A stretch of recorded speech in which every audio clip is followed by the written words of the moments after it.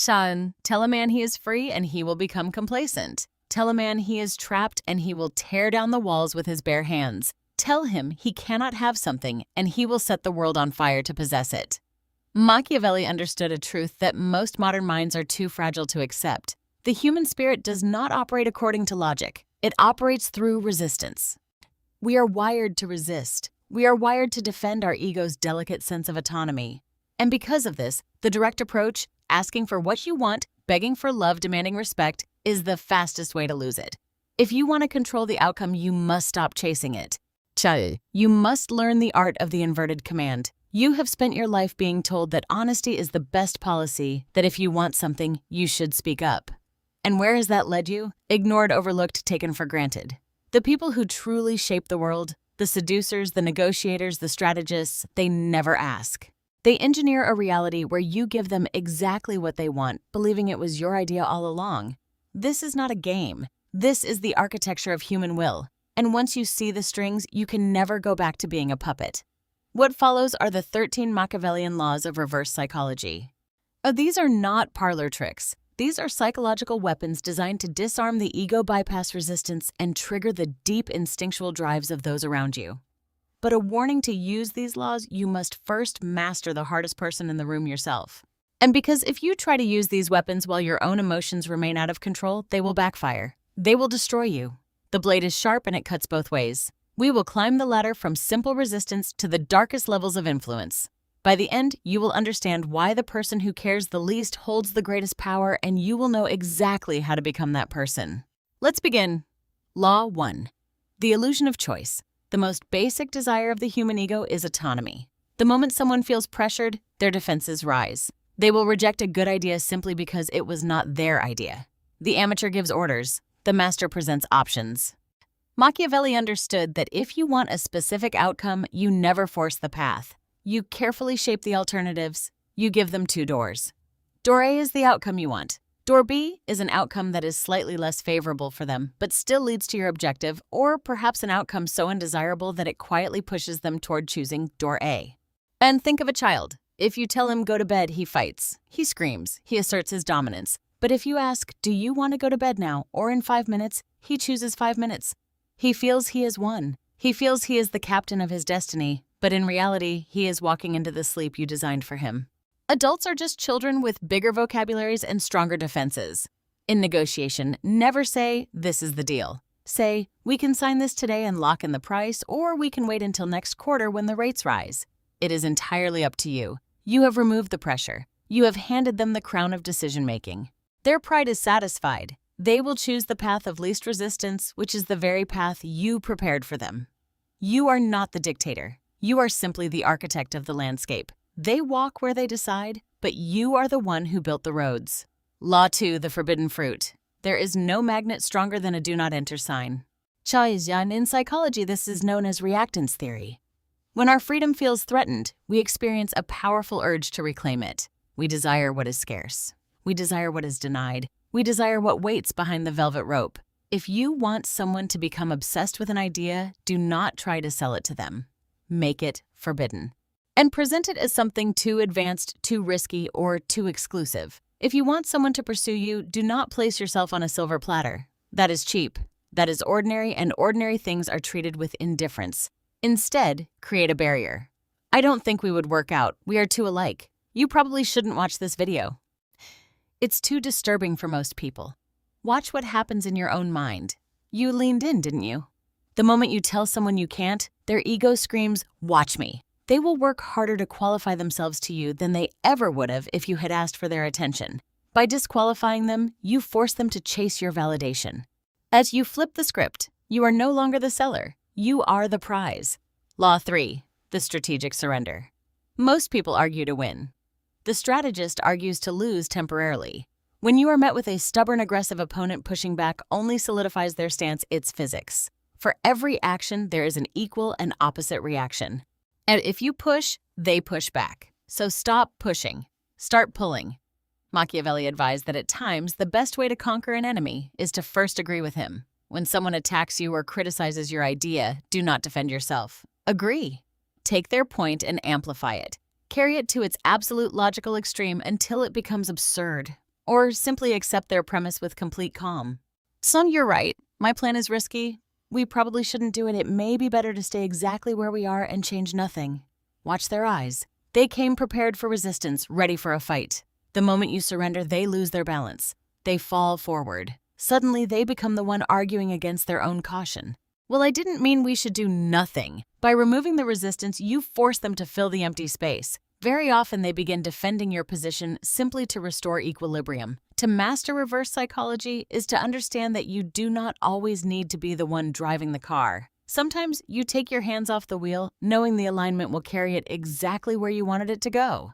And law 4, the void of silence. We live in a world of noise. Everyone is broadcasting, explaining, justifying. Silence has become the most expensive commodity on earth, and because it is rare, it is terrifying. When you explain yourself, you deplete your power. You give others data to analyze, to critique, to dismantle. And the Machiavellian knows that the less you say, the more intimidating you appear. Use silence as a vacuum. When you ask a question and get a half-truth in response, do not speak.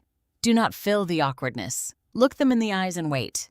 The human mind abhors a vacuum. It panics in silence. It assumes the silence means you know something they don't. It assumes you are judging, calculating.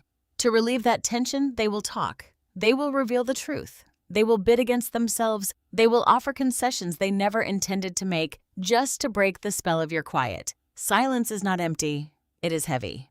Learn to let it hang in the room until it crushes the will of the opposition.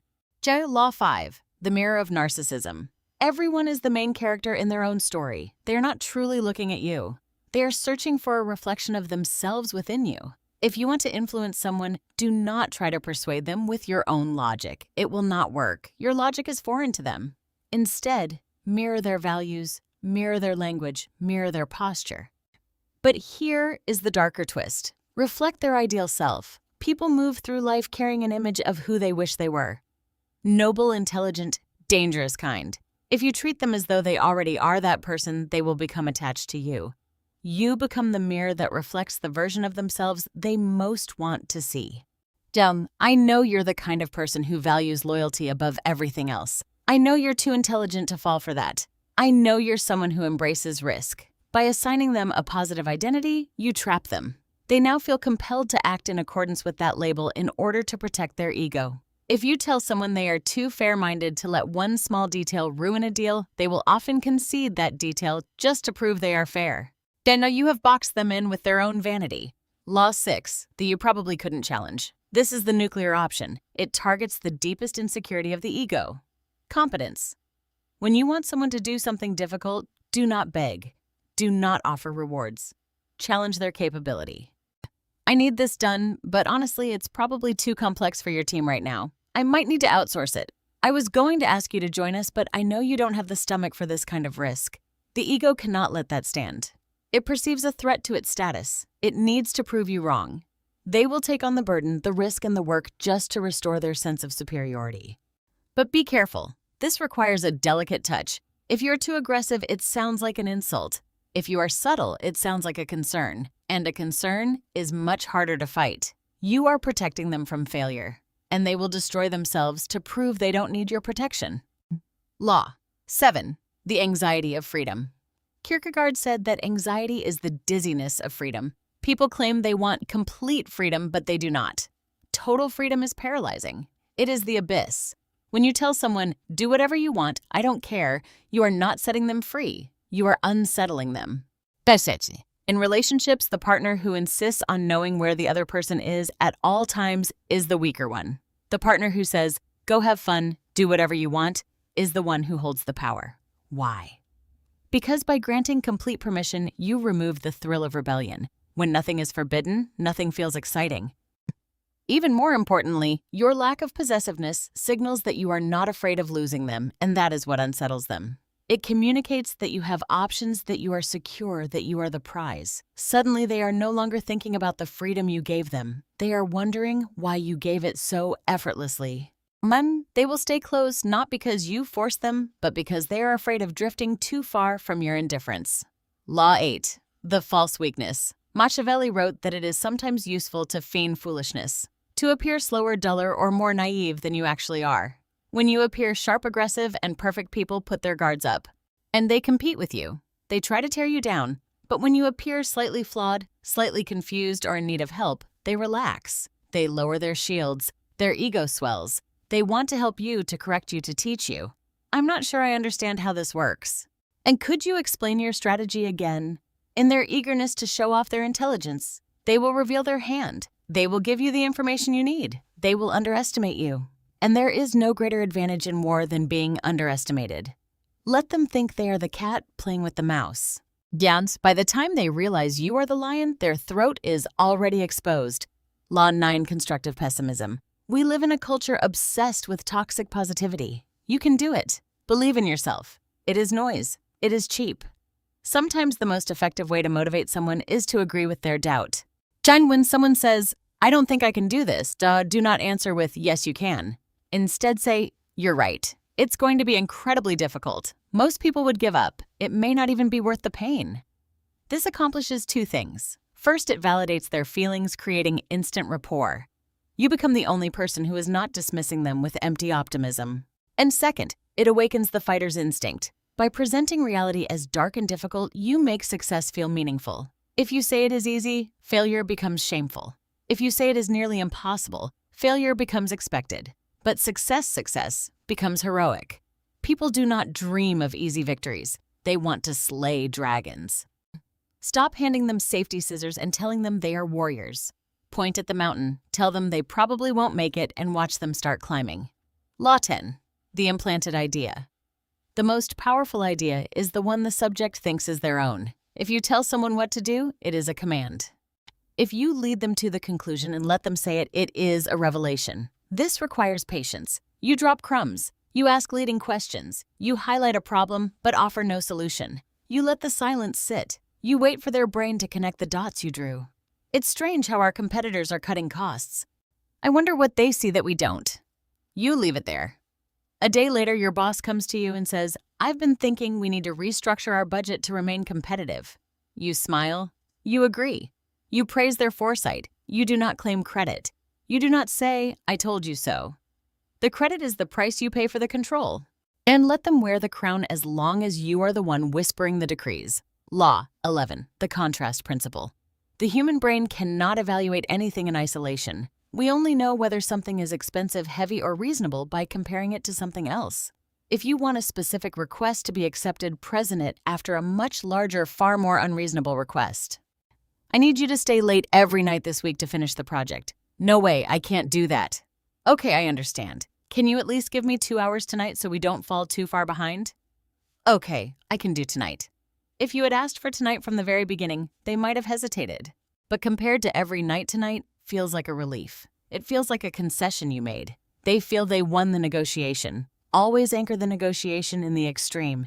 Define the battlefield so that the middle ground where you actually want to be looks like a sanctuary. Law 12, controlled incompetence. Check-in. This is a specific form of false weakness that is often used in relationships and hierarchies. If you do something too well, you will be rewarded with more of it. If you fix the printer once you become the IT person forever. If you are the responsible one in the relationship, you will carry the mental burden until you finally break. Sometimes, the most Machiavellian move is to fail on purpose, to appear clumsy, to forget, or to perform the task so poorly that no one ever asks you to do it again. This is weaponized incompetence. It forces other people to step forward. It protects your time. It filters out the responsibilities that do not serve your ultimate purpose. Do not be the hero who catches every falling plate. Let a few smash. The sound of breaking glass is often the only thing that wakes people up to your value. Law 13. The withdrawal. The final law. The most potent. We value what we might lose. You can be charming, skilled, beautiful, and intelligent, but if you are always available, you are worth nothing. Choice. The economic law of supply and demand applies to the human soul. If you feel you are being taken for granted, do not complain, do not argue, disappear, pull back your energy, take longer to reply, be less enthusiastic, cancel a plan, create a void where your validation used to be. This sudden withdrawal triggers a primal panic in the other person. Have I lost them? What changed? They will chase. They will overcompensate. They will suddenly realize how much space you occupied in their life now that there is a hole in it. But this must be done without anger. If you withdraw with anger, it is a tantrum. If you withdraw with indifference, it is power. And it signals that you are completely comfortable without them. And that is the only signal that commands genuine respect. Now pause. Take a breath. You are listening to this and you are already thinking about how to use these laws on your boss, your partner, your enemies. You are imagining the strings you could pull. But you are missing the point. And why do you feel the need to control them? Because you feel out of control. The desire to manipulate comes from fear. Fear of abandonment, fear of insignificance, fear of the chaotic, unpredictable nature of other human beings. You want to use reverse psychology as a shield, as a way to guarantee outcomes in a world that offers no guarantees. But here is the catch, the paradox. You can only wield these laws effectively if you no longer need them. Think about it. The person who is truly detached, who is genuinely secure, who honestly does not care whether they get the deal or the girl, naturally applies all of these laws without even trying. They are scarce because they have a life. They are mysterious because they don't need to overshare for validation. They let others choose because they aren't afraid of the choice. The technique is just an imitation of the mindset. If you use these laws as a desperate trick to get someone to love you or respect you, they will smell the stench of your neediness. No, you cannot fake detachment for long. The mask will slip. So the ultimate reverse psychology is on yourself. You must convince yourself that you do not need the outcome. You must build a life so rich, a mind so fortified, a purpose so clear that the rejection of others is simply data, not a wound. When you stop needing the world to applaud you, the world starts chasing you. So here is your task. Do not try to use all 13 laws. Tomorrow you will look like a psychopath. Pick one. Pick the one that scares you the most. Maybe it's silence. Maybe it's withdrawal. Maybe it is agreeing with an insult. Try it just once. Watch the reaction. Watch how the dynamic changes. Watch how the energy in the room shifts from them to you. And in that moment, you will realize that you have been playing the game with your hands tied behind your back. You have been following rules that no longer exist.